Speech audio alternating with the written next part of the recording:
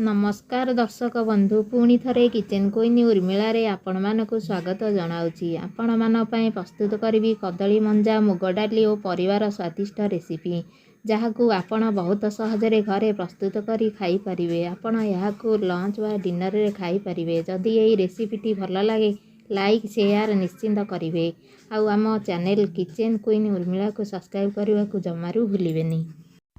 चलंतु देखिबा आजिर रेसिपी। एठारे आलू बाइगण कखारू पोटल को काटी रखिछि। गोटे कप मुग डाली मंजा को छोट छोट करी काटी रखिछि। पियाज स्लाइस करी रखिछि। दुईटी कंचलंगा फाळ गोटे टमाटर फाळ अदा रसुणर छेचा और किछि फुटा पानी नेइछि। लंतु मुग डाली परिवा गुडी को बॉईल करिबा। मु एठी प्रेशर कुकर रे गोटे ग्लास पानी दउछि। आपण माने परिवा अनुसार पानी देबे। तापरे मुग डाली और परिवा गुडी को पकाई नेबे।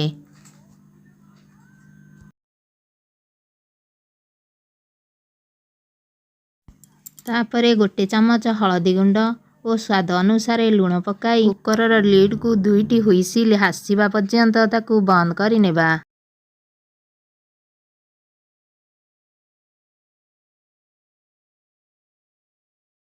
तापरे कड़ाई रे 2 रु 3 चमच सोरिष तेल गरम हेबाकू देबा। तेल गरम होला परे किछि जीरा पकाइबा। जीरा फुटिला परे दुईटी तेजपत्र काटी रखिथिबा कंचा लंका को पकाइबा ओ परे पियाज पकाई सेथिरे लूण किछि पकाइबा। यहा द्वारा पियाज शीघ्र मेल्ट होई थाए।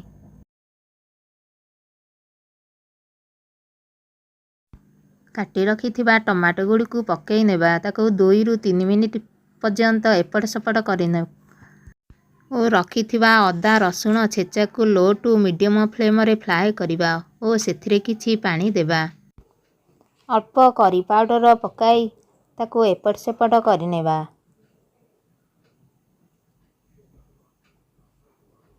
हाफ चमच धनिया गुंड देबा और रखिथिबा परिबा सिजा को पकाई ताको घांटी नेबा।